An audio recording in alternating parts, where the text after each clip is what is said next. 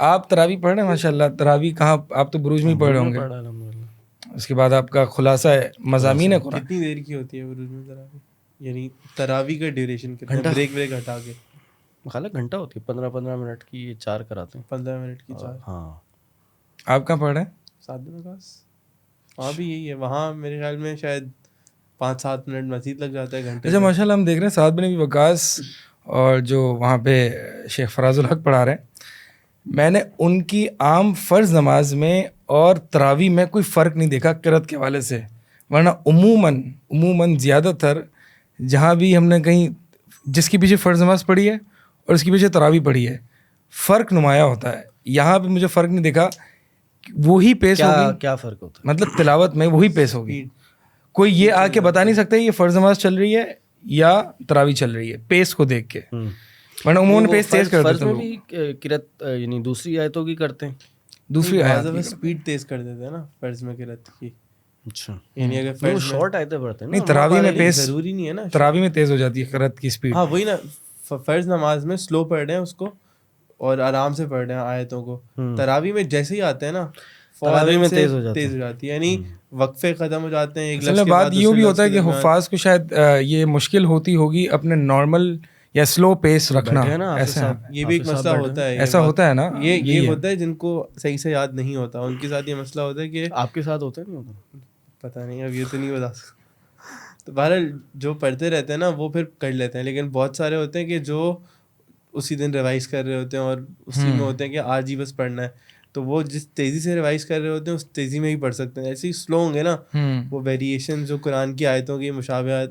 اچھا ویسے یہ بھی ہو کہ اگر ایک پڑھانے والا عالم ہو, قرآن کو سمجھتا ہو, اس کے پیچھے پڑھنے کا ایک الگ ہی لذت ہوتی ہے, کیونکہ وہ معنی کے حساب سے وہ چینج ہوتا ہے. بہت فرق پڑتا ہے. بٹ ایک مونوٹنس ٹون میں نہیں چل رہا ہوتا وہ معنی کے حساب سے. آپ دیکھیں گے آج آپ نے پڑھی تو ایسی آیات جو ہے وہ آتی تھیں جس پہ جو ہے ان کی ٹون بڑی سلو ہو جاتی تھی اور اونچی ہو جاتی تھی, مطلب ایک موٹیویٹ کرنے والی ہوتی تھی. کبھی کبھار جیسے کہ آپ نماز میں آپ کا دھیان ہٹنا شروع ہو جاتا تھا, تو جب ایسی آیت آتی تھی وہ ٹون ہی ان کی چینج ہو جاتی تھی, اور پھر آپ واپس سے آتے تھے کہ آ جاؤ تم کہاں چلے گئے تھے. ایسے بھی کچھ اماموں کے پیچھے پڑا ہے کہ وہ الفاظ میں بھی فرق نہیں ہو رہا ہوتا ہے. یعنی ایک تو معنی کے بعد نا ایک ہوتا ہے کہ اچھا یہ ایک لفظ تھا, یہ دوسرا لفظ ہے, وہ ایک ہی زبر زیر پیش کو ایسے پڑھ رہے ہوتے ہیں کہ وہ گویا ایک ہی لفظ کی طرح ہے. کہ بہرحال اس طرح کی مثالیں بھی ذہن میں نہیں آ رہی, لیکن وہ فرق ہی نہیں ہو رہا ہوتا کہ اچھا انہوں نے ایک جملہ ختم ہو گیا, والا جملہ شروع ہو رہا ہے یا کیا ہو رہا ہے. وہ ایک چیز ہو جاتی ہے. نہیں, اب یہ جو جس کو عربی نہیں آتی, جس کو ترجمہ نہیں آتا, اس کے لیے بڑا چیلنج ہے. اس کے لیے تو اپ اینڈ ڈاؤن ٹون ہو رہی ہے تب بھی چیلنج ہے. چیلنج اس کے لیے پوری تراویح ہے. اسی لیے اس چیلنج کو اوور کم کرنے کے لیے بعض لوگ کیا کرتے ہیں, وہ موبائل یا مصحف جو ہے وہ ہاتھ میں لے لیتے ہیں, اور کچھ کرنے کو شاید نہ ہو تو دیکھ لیتے ہیں کہ ہم فالو کر لیتے ہیں امام صاحب کے ساتھ. اچھا بعض لوگ جیسے حفاظ ہوتے ہیں نا, یہ زیادہ بہتر بتا سکتے ہیں, حفاظ ہوتے ہیں تو حفاظ اور ان کے ساتھ ساتھ جو گھر والے ہوتے ہیں ریگولر تراویح پڑھنے والے, وہ پھر افطاری میں کھانا نہیں کھاتے, کہ وہ کہتے ہیں رات کو نیند آئے گی, جاگے رہیں گے, تو اس لیے پھر وہ کھانا رات کو آفٹر پوسٹ تراویح کھاتے ہیں. ہوا آپ کے ساتھ؟ نہیں, وہ جیسے پیٹ بھاری ہو جاتا ہے نا, تو پھر ایک تو سانس تھوڑا کھینچنے میں مسئلہ ہوتا ہے کہ آپ کو سانس چھوٹا ہو جاتا ہے کیونکہ پیٹ بھرا ہوا ہوتا ہے, اور دوسرا ایک تھکن محسوس ہو رہی ہوتی ہے, تو اتنا مزہ نہیں آ رہا ہوتا. اور یہی وہ جو سلف کے یہاں ایک جو ہے کہ کم کھانا, اس کی بھی تاکید وہ اسی لیے کیونکہ رات کا قیام آپ نہیں کر سکتے. اگر آپ پیٹ بھر کے رات کو آپ نے عشاء کے وقت پیٹ بھر کے کھا لیا نا, آپ سے قیام نہیں ہو سکتا اس طرح کا. پیٹ مناسب مقدار میں بھرا ہوا ہو تو بڑا اچھا قیام ہوتا ہے, سانس بھی اچھی آتی ہے. لیکن یہی آج کا ٹاپک ہے نا ہمارا, بالکل, کہ احسان. ہم نے جو عبادات کرنی ہے اس میں احسان ہونا چاہیے, ایکسلنس ہونا چاہیے. یعنی دین کو کوانٹٹی نہیں ریکوائرڈ بلکہ کوالٹی ریکوائرڈ ہے. بالکل احسان وہ ہے نا, قرآن کی آیت ہے سورہ ملک کی, تبارک الذی بیدہ الملک وہو علی کل شیء قدیر الذی خلق الموت والحیاۃ لیبلوکم ایکم احسن عملا, کہ جس نے زندگی اور موت کو بنایا کس لیے, یہ دیکھے کہ تم میں اچھے عمل, احسن عمل کون کرتا ہے. اکثر عمل نہیں آیا, ہاں, احسن عملا, بیوٹی. اور یہی احسان ہے. کہ احسان جو ہے نا وہ کسی چیز کو خوبصورت کرنا ہے. احسان جو نکلا ہے وہ حسن سے نکلا ہے. صحیح. کوئی شخص زیادہ خوبصورت ہو تو اس کو ہم کیا کہتے ہیں؟ حسنا. اور جس اردو میں بھی کہتے ہیں حسین, اسی سے ہی نکلا نا. تو احسن سب سے زیادہ خوبصورت. تو دین کو جو ہے نا ہماری یہاں عبادات میں احسان ریکوائرڈ ہے کہ ہم نے جو بھی کام کرنا نا اس کی ایکسلنس پہ جا کے کرنا ہے, کہ اس میں نیکسٹ ٹو پرفیکشن ہو, کم ہو لیکن پرفیکشن تو ہو ہی نہیں سکتی. ہاں وہ پرفیکشن مطلب پرفیکشن کی کوشش ہو نا, پرفیکشن کی طرف جایا جائے. وہ کہتے ہیں نا کہ آپ you am for the stars, آپ ستاروں کا ٹارگٹ بنائیں گے تو آپ مون پہ تو لینڈ کر ہی جائیں گے, بالکل چاند پہ تو آپ گر ہی جائیں گے, چاند میں پتہ قریب. تو اپنا جب ہم گول بڑا بنائیں گے, اپنا فوکس بڑا ہوگا, ویژن بڑا ہوگا, اور جب ہم کوشش کریں گے کہ بہترین عمل کریں. آپ دیکھیں نا قرآن میں آتا ہے یا ایھا الذین آمنوا یا ایھا الذین آمنوا اتقوا اللہ حق تقاتہ. اللہ اے لوگوں جو ایمان لائے ہو تقوی اختیار کرو جیسے تقوی اختیار کرنے کا حق ہے. اب سیدھی سی بات ہے, حق کا تقاتی تو نہیں ہو سکتا. تو ہمیں پتہ ہے کہ یہ آیت کو پھر منسوخ کیا, یا کہہ لیجئے کہ اس کے تھوڑا سا ہمارے لیے حکم ہلکا کیا, اور کیا کہا جتنا تمہاری استطاعت میں اتنا تقوی اختیار کرو. تو ظاہر ہے, لیکن اصل ٹارگٹ کیا تھا؟ حق کا تقاتی ہونا یہ تھا. لیکن انسان کمزور ہے تو تھوڑا سا نیچے ہے کہ بھائی جتنی استطاعت ہے اتنا تو کرو. اور انسان کی استطاعت جتنا بڑھائیں بڑھ جائے گی, جتنا کوشش کریں گے آگے بڑھتی رہے گی. یعنی آپ نے ہر عمل میں اپنے کوالٹی لانی ہے. بالکل. اب ہم یہ دیکھتے ہیں کہ دنیا کی زندگی میں ہمارا ایک ٹارگٹ یہ ہوتا ہے کہ ہم میکسیمم پاسبل ایفرٹ دیں اس کو. بالکل ٹھیک ہے, کوالٹی دیں. کاروبار ہو, گاڑی لینی ہے تو اچھی گاڑی, جتنی میری گنجائش ہے, جتنے میرے پاس ریسورسز اویلیبل ہیں, ان موجودہ ریسورسز میں سب سے اچھی گاڑی کون سی مل سکتی ہے. تو ہم دیکھتے ہیں دنیا کے حوالے سے تو ہم بڑی ایک پرفیکشن یا ایکسلنس کے اس پہ ٹارگٹ کرتے ہیں, لیکن دین میں ہم بیر منیمم چلتے ہیں, اگر چلتے بھی ہیں تو. آپ دیکھیں عبداللہ بن مسعود رضی اللہ تعالیٰ عنہ کی حدیث صحیحین میں موجود ہے, اللہ کے نبی علیہ الصلوۃ والسلام کے پاس آتے ہیں, ای العمل احب الی اللہ. ٹھیک ہے, کیا پوچھتے ہیں نبی علیہ الصلوۃ والسلام سے کہ یا رسول اللہ مجھے ایسا عمل بتا دیجئے کہ جو اللہ تعالیٰ کو سب سے احب الی اللہ. یہ نہیں پوچھا جو اللہ تعالیٰ کو پسند ہے, بلکہ احب ہے, سب سے زیادہ سب سے زیادہ پسند. اب صحابہ یہ ان کے سوالات بڑی فقہ ہے ان میں, اور بڑا ان کا ایک جذبہ, ایک موٹیویشن ہے. تو ہم دیکھتے ہیں کہ صحابہ کیسے ایک پرفیکشن کے لیول پہ, اسی لیے ایک اور حدیث بھی ہے کہ ان اللہ یحب معالی الامور سبحان اللہ ویکرہ صفصافها.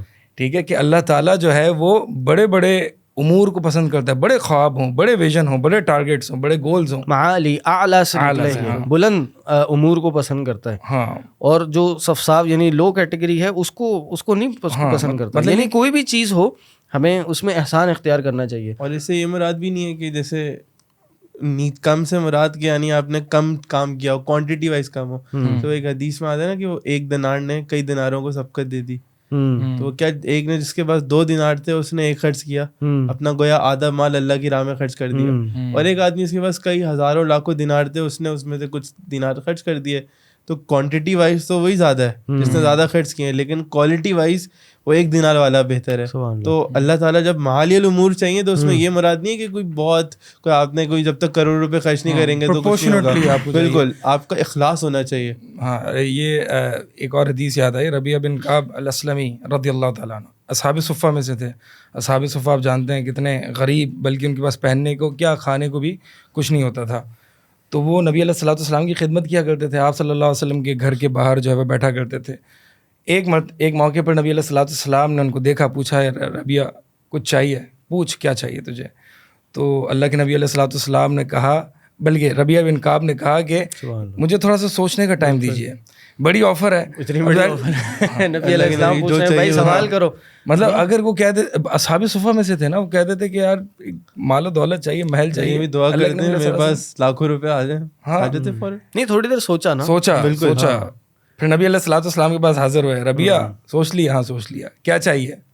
آپ کا ساتھ چاہیے. مطلب صرف جنت نہیں, جنت میں آپ کا ساتھ چاہیے. یعنی وہ بار جو ہے وہ بار نہیں میٹ کرنا کہ جنت, ہاں اس کا ہائیسٹ بار ہے کہ مطلب جنت میں اللہ کے نبی کی صحبت. یعنی بیر منیمم تو ہے نا جنت مومن کو ملے, کیونکہ جنت نہیں ہے تو پھر جہنم ہے. تو ان کا ان کی ریکوائرمنٹ کیا تھی, یعنی خواہش دیکھیں نا کہ جنت بھی اور جنت بھی اعلی الجنہ, مطلب خواب بھی کوالٹیٹیو ہوتے ہیں. سبحان اللہ. ٹھیک ہے, ایک صحابی ہے نا نبی علیہ الصلوۃ والسلام کے پاس, بڑے غمزدہ ہیں. نبی علیہ الصلوۃ والسلام کہتے ہیں کیا ہوا, خیریت تو ہے؟ کہا یا رسول اللہ آپ کی مجلس میں ہوتے ہیں, آپ کی حدیثیں سنتے ہیں تو بڑا دل کو سکون ملتا ہے, اطمینان ملتا ہے, لیکن جب گھر میں اکیلے جاتے ہیں, گھر پہ جاتے ہیں تو فیملی کی ٹینشنز اور یہ ساری چیزیں ہوتی ہیں, اور پھر فوراً سے دل نہیں لگتا, جلدی ہوتی ہے, آپ کی مجلس میں آ جاتے ہیں. کل کو یا رسول اللہ اللہ تعالیٰ آپ کو جنت میں ایک مقام دے گا اور ہم جنت میں داخل کر بھی دیا تو ہم کہاں اور آپ کہاں ہوں گے, یہ غم ہے, یہ پریشانی ہے. اب دیکھیں پریشانیاں اور خواب اور یہ ٹارگٹس کیسے ہیں صحابہ کے, اور ہم دیکھیں بیر منیمم. جی یہ بتا دیجئے کہ واجب ہے یا سنت ہے؟ سنت ہے. اچھا پھر ٹھیک ہے, کوئی مسئلہ نہیں ہے. وہ دیکھیں نا, وہ حضرت عبداللہ ابن عمر کے پاس ایک سائل آیا تھا نا, اس نے سوال کیا کہ یہ جو قربانی ہم کرتے ہیں, بقرہ عید کی قربانی جو کرتے ہیں, یہ واجب ہے یا سنت ہے؟ تو کیا جواب دیا انہوں نے کہا ضحى النبی وضحى المسلمون, کہ نبی علیہ السلام نے قربانی کی تھی اور مسلمانوں نے قربانی کی تھی. انہوں نے کہا جی بات تو صحیح ہے, یہ تو مجھے بھی پتہ ہے, لیکن میں حکم پوچھ رہا ہوں اس کا کہ قربانی کا حکم کیا ہے. اور یہ ہمیں پتہ ہے کہ اختلافی مسئلہ ہے فقہا کے نزدیک. ظاہر فقہا ہر چیز کی ڈیپتھ میں جاتے ہیں اور ہر چیز کا جو ایگزیکٹ حکم ہے بتانا, اس پہ ریسرچ کرنا ان کا فرض ہے, ان کی ذمہ داری ہے. کرنے والے کا معاملہ الگ ہے. یہی حضرت عبداللہ ابن عمر نے کہا. اس نے پھر سوال کیا, جی تو مجھے پتہ ہے, میں پوچھنا چاہ رہا ہوں واجب ہے یا مسنون مستحب ہے؟ انہوں نے کہا ضحى النبی وضحى المسلمون, نبی علیہ السلام نے قربانی کی اور مسلمانوں نے بھی قربانی کی. انہیں پھر پوچھا, تیسری بار بھی کہا, انہوں نے پھر پوچھ دیا. انہوں نے کہا عقل رکھتے ہو, بے وقوف تو نہیں ہو, پاگل وگل تو نہیں ہو گئے. میں تمہیں کہہ رہا ہوں نبی صلی اللہ علیہ وسلم نے قربانی کی اور مسلمانوں نے قربانی کی, تمہارے لیے بس اتنا ہی کافی ہو جانا چاہیے. یعنی یہی وہ عبداللہ ابن عمر ہے. ہمیں پتہ ہونا چاہیے کہ جن کی نبی علیہ السلام سے محبت کا عالم یہ تھا کہ جس جگہ پہ نبی صلی اللہ علیہ وسلم, جس جگہ سے نبی صلی اللہ علیہ وسلم گزرے, سفر کیا, انہوں نے وہیں سے کیا. حیات میں اللہ کے نبی نے جو کیا, جی وفات کے بعد بھی یہی کیا. اور یہ ہمیں پتہ ہے کہ جس جگہ نبی علیہ السلام نے نماز پڑھی, اس جگہ پہ جا کر انہوں نے نماز پڑھی. جس جگہ پر نبی علیہ السلام قضاء حاجت کے لیے بیٹھے, ان کو نہیں آ رہی تھی, پھر بھی وہ وہاں جا کے بیٹھے. بہرحال علماء نے اس کو بیان کیا ہے کہ یہ ظاہر دوسرے صحابہ نے نہیں کیا اور یہ حضرت عبداللہ بن عمر کا ذاتی فعل تھا. لیکن بتانا یا مقصد کیا ہے کہ یہ عبداللہ بن عمر کا احسان تھا کہ انہوں نے کر لیا کرتے تھے کیونکہ اللہ کے نبی نے کیا, وہ کرتے تھے.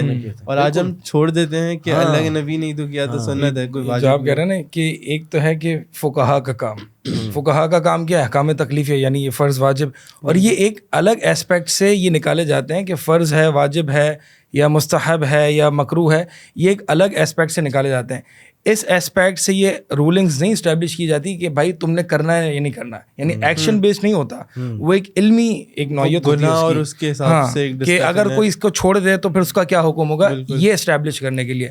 لیکن جو ڈوئر ہے, یعنی جو ایکشن کرنے والا ہے, اس اگر وہ یہ سوال کرتا ہے کہ واجب ہے یا مستحب ہے, تو یہ تعظیم لامر اللہ, یعنی اللہ تعالیٰ کے احکامات کی تعظیم کے منافی ہے. یعنی ایک ایسے ہی ہے کہ مثال کے طور پر اللہ تعالیٰ فرما رہا ہے کہ جو تم میں سے شہر رمضان پائے وہ روزے رکھے فلیصم, تو وہ آگے سے کہ اللہ فرض ہے یا مستحب ہے, یہ تعظیم لامر اللہ, اللہ تعالیٰ کے احکامات کی تعظیم کی منافی ہے. جیسے ایک ہیبت ہونی چاہیے اللہ کے احکامات کی. جیسے ہم انسانوں کی بات کر لیں کہ میں آپ کو پانی لا دیں, بالکل آپ آگے سے بولیں گے فرض ہے لا کے نہیں, یہ تو چلو والدین اگر یہ بات بولیں, کوئی استاد جس کی آپ عزت کرتے ہوں وہ آپ کو یہ کام بولے, کوئی پرائم منسٹر بیٹھا ہے, کوئی ملک کا صدر بیٹھا ہے, چیف آف آرمی اسٹاف بیٹھا ہے, اور وہ اپنے کسی ساتھی میں سے کسی کو کہہ رہا ہے یار ایک گلاس پانی دینا یا یہ کام کرنا, تو وہ کیا پوچھے گا جی فرض ہے یا مستحب ہے؟ کیوں نہیں کرے گا, نہیں لاؤں گا تو نکال دیں گے.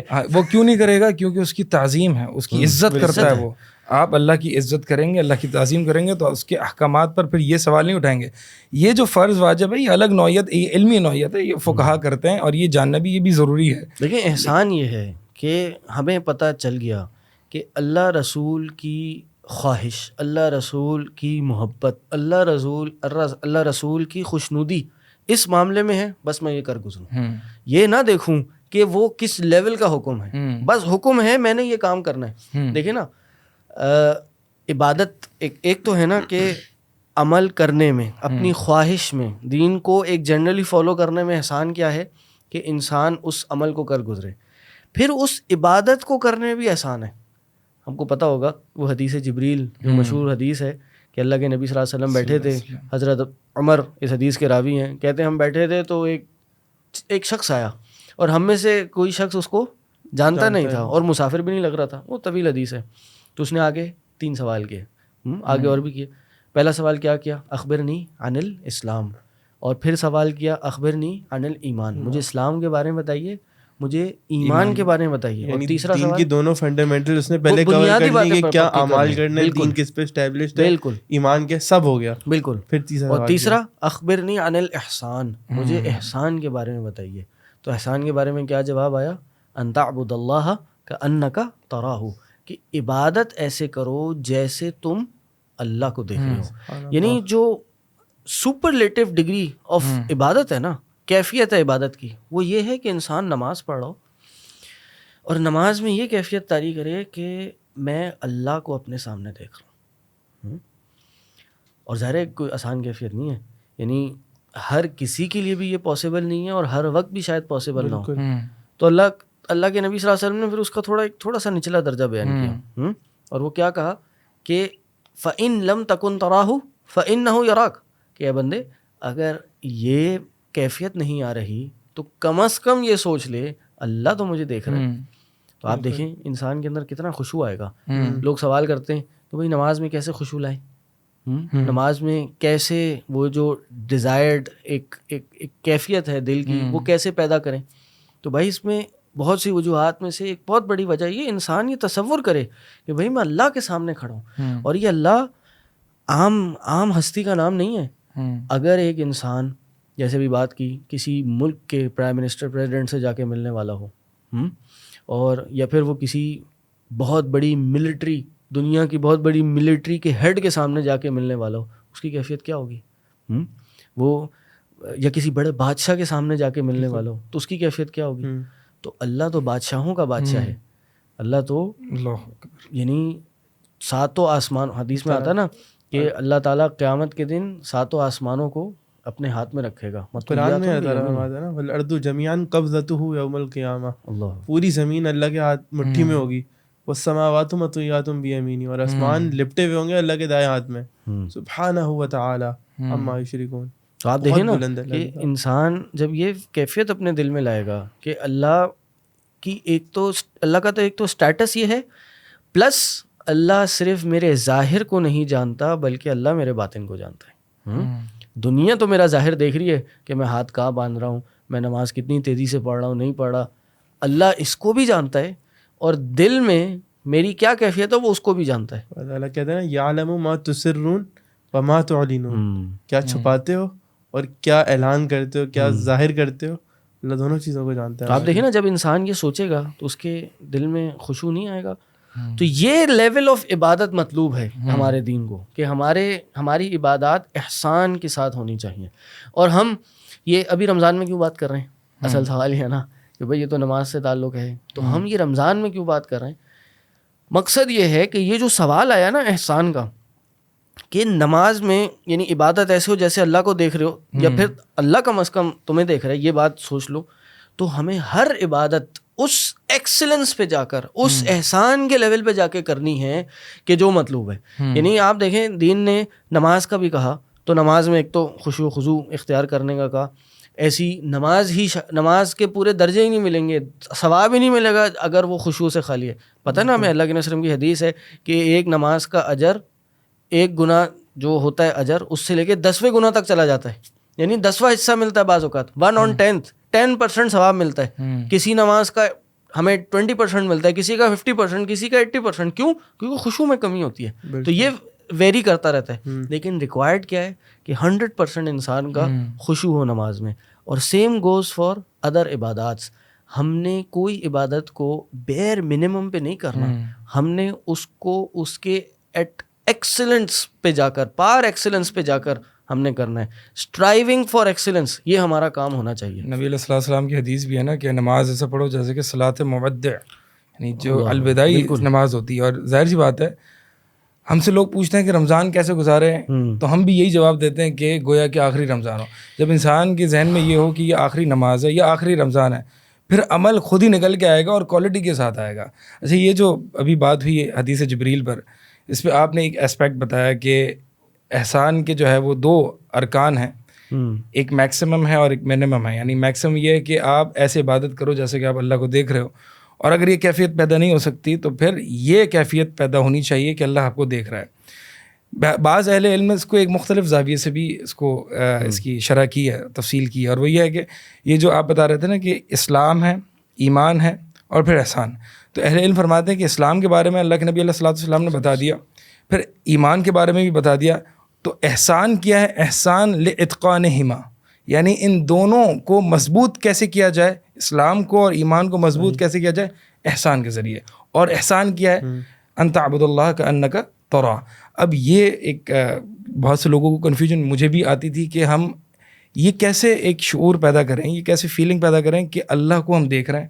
یعنی یہ ایک غلط کنسیپشن لوگوں کے مائنڈ میں پایا جاتا ہے کہ ہم اللہ کو امیجن کریں. اللہ کو امیجن کرنے والی بات نہیں ہو رہی, کیونکہ عبداللہ بن عباس رضی اللہ تعالیٰ عنہما کا قول ہے کہ تم تفکر نہ کرو اللہ کی ذات میں, بلکہ اللہ تعالیٰ کے اسماء و صفات اور اللہ تعالیٰ کی نعمتوں میں جو ہے وہ تفکر کرو. تو اللہ کی ذات کو امیجن نہیں کرنے کی بات ہو رہی. بات یہاں پہ یہ ہے کہ تم ایسے عبادت کرو جیسے کہ اللہ کو دیکھ رہے ہو. اس کا مطلب یہ ہے کہ اگر تم اللہ کو دیکھ لیتے تو عبادت کیسے کرتے؟ تو وہی عبادت مطلوب ہے, یعنی وہی فیلنگ چاہیے. اللہ کو امیجن نہیں کرنا, گویا تم اس کو دیکھ نہیں سکتے. تو مطلب یہی ہے نا کہ, اور یہ جو آپ کا جو سورہ یوسف میں یوسف علیہ السلام کے بارے میں آتا ہے کہ اس عورت نے اس کا ارادہ کیا اور وَهَمَّ بِهَا لَوْلَا رَأَى برہان ربی. یعنی یوسف علیہ السلام بھی ایک تفسیر کے مطابق یوسف علیہ السلام بھی اس کا ارادہ کر لیتے اگر وہ برہان ربی نہ دیکھ لیتے. اور صحیح تفاسیر میں سے ایک تفسیر یہ ہے کہ یہ برہان ربی یہ احسان ہے. یعنی اگر یوسف علیہ السلام کو اس عین گناہ کے موقع پر یہ شعور نہ ہوتا کہ اللہ مجھے دیکھ رہا ہے تو وہ نہ چھوڑ سکتے. یہ برہان ربی ہے. اور یہ واقعی میں بتاؤں بہت کم لوگوں کو نصیب ہوتا ہے. عین گناہ, یعنی جب ڈیزائرز بہت زیادہ ابھر رہی ہوں, ایک شہوت پرستی کے ایک کلائمیکس پر انسان, اور عین گناہ کے موقع پر اللہ تعالیٰ کا شعور آ جائے کہ اللہ مجھے دیکھ رہا ہے, اس وقت انسان کے رونگٹے کھڑے ہو جاتے ہیں. اور یہی وہ برہان ربی ہے کہ اگر جس شخص کو مل جائے اس کی کامیابی جو ہے وہ یقینی ہو جاتی ہے. اور یہ بھی اللہ کا فضل ہوگا نا, تو انسان کو یہ شعور آئے گا. تو ہمیں اس فضل کا, اس شعور کا, اس کیفیت کا بھی سوال کرنا چاہیے. یعنی ایک تو ہے نا کہ انسان خود ایکسلنس کے لیے کوشش کرے, احسان کے لیے کوشش کرے, لیکن صرف کوشش نہیں ہونی چاہیے, کوشش کے ساتھ دعا بھی ہونی چاہیے کہ اللہ مجھے تو احسان نصیب فرما دے. یہ بھی بات ہوئی نا حدیث جبریل کی, کہ حدیث جبریل جو ہے اس میں ایمان, احسان اور اسلام کی بات ہوئی. تو آپ دیکھیں ایک انسان جو ہے اس کے 3 کمپوننٹس ہیں. ایک انسان کا بدن ہے, ایک انسان کی عقل ہے, عقل جو اس کو دل سے ہم تعلق رکھتے ہیں, اور ایک انسان کی روح ہے. یہ حدیث جبریل کے جو 3 سوال کیے گئے اس کا تعلق تینوں سے. اسلام جس میں نماز, روزہ, حج, زکوٰۃ ہے, اس کا تعلق کس سے؟ بدن سے. جو عقل ہے اس کا تعلق کس سے ہے؟ ایمان سے, کہ ان تؤمن باللہ و ملائکتہ و کتبہ و رسلہ, تمام ملائکہ پہ, رسول پہ, اللہ پہ ایمان لانا. اب رہ گئی روح, اور عقل دل میں. عقل دل میں, بہرحال یہ ایک الگ بحث ہے, اس پہ کسی دن بات کریں گے. ایمان دل سے تصدیق ہے نا, دین کے حساب سے لہم قلوب لا یفقہون بہا, کہ ان کے دل تو ہیں لیکن وہ سمجھ نہیں رکھتے. اور ظاہر ہے دل سوچتا ہے ہمارے یہاں دین اسلام کا تو جو کانسیپٹ ہے. تو بہرحال یہ اس کی ڈیٹیل کیا وہ پھر کسی دن بات کریں گے. لیکن جو اس حدیث جبریل میں روح کے ساتھ جو تعلق رکھنے والی چیز ہے وہ یہ احسان ہے. کہ اور احسان ہے کیا؟ یعنی اس کے لغوی معنی دیکھیں تو احسن یحسن, احسان کسی چیز کو اچھا کرنا, کوئی اچھا کام کرنا, یا اس کو بیوٹیفائی کرنا. جب آپ اپنی عبادت کو بیوٹیفائی کریں گے, خوبصورت کریں گے, اس میں حسن پیدا کر دیں گے, تو کیا ہوگا؟ وہ احسان کے درجے پہ چلی جائے گی. اور آپ دیکھیں ہمارے دین نے ہر چیز میں ہم سے احسان مانگے, بلکہ وہ تو حدیث ہے, اللہ کے نبی صلی اللہ علیہ وسلم نے فرمایا ان اللہ کتب الاحسان فی کل شیء علی کل شیء, کہ اللہ نے احسان ہر چیز میں رکھ دیا. کس کس چیز میں؟ اب آپ دیکھیں بڑی عجیب سی مثال دی کہ جب تم ذبح کرو تو اچھے طریقے سے ذبح کرو, اس میں بھی احسان کرو کیا مطلب کہ جب تم جانور کو ذبح کر رہے ہو تو جب اس کو ذبح کرنے کا وقت آئے تو اپنی چھری کو تیز کر لو, اس سے اس کو تکلیف نہ ہو. آپ یہ دیکھیں یہ کس کی بات ہو رہی ہے؟ جانور جس کو ویسے ہی مرنا تھا, جس کو مرنا ہے, یعنی ابھی نہیں تو چلے جانا ہے, تو تکلیف کے بعد بالکل, جس کے لیے جنت جہنم نہیں ہے. صحیح, اس کے بارے میں بات ہوئی کہ جب اس کے ساتھ معاملہ کرو تو تم احسان کا معاملہ کرو. اب آ گئی دوسرے بندے کے ساتھ جو جرم ہے, مجرم ہے, قانون کی آنکھ میں نظر میں وہ مجرم ہے. اور وہ کیا ہے کہ جب تم قتل کرو تو قتل بھی بہترین انداز میں کرو, احسان کے ساتھ کرو. کیا مطلب کہ جب اللہ کے حدود, یہ نہیں قتل کرنے نکلے چلو بھائی قتل کر لیں, نبی صلی اللہ علیہ وسلم نے کہا بڑے اچھے سے کرو, نہیں. قتل مطلب اس کو جس پہ شریعت کی حد نافذ ہو جائے کہ اس کو قتل کرنا واجب ہے, اور ہمیں پتہ ہے 2-3 وجوہات کی بنا پہ ہی ہے, اس کو بھی جب حد نافذ کرنی ہے تو اس انداز میں کرنی ہے کہ وہ اس میں احسان ہو, اس میں بھی اس کے ساتھ ظلم نہیں کرنا. تو میں پوائنٹ کیا ہے اس حدیث میں آپ دیکھیں, جانوروں کے ساتھ جب ایکسٹریم پہ بات ہو رہی ہے, جانور کے ساتھ جب آپ نے معاملہ کرنا ہے تو احسان کرنا ہے, انسانوں کے ساتھ آپ نے معاملہ کرنا ہے تو احسان کرنا ہے. جب اللہ کے ساتھ معاملہ ہوگا تو پھر احسان کا کیا لیول ہونا چاہیے. یہ جو آپ نے حدیث کے الفاظ ہے اس میں ایک لوگ بھی فائدہ اہل علم ذکر کرتے ہیں کہ ان اللہ کتب الاحسان علی کل شیء. تو یہ جو ہے اعلیٰ جو ہے فی کے معنی میں, ٹھیک ہے, فی کل شیء. یہ اعلیٰ جو ہے وہ استیلا کے لیے, یعنی گویا کہ احسان کو لکھ دیا اس کے اوپر, ہر چیز کے اوپر لکھ دیا ہے. بھی استیلا کے معنی میں یعنی کہ آپ کا یہ جو فعل ہے سراسر سراپا جو ہے وہ احسان پر ہونا چاہیے.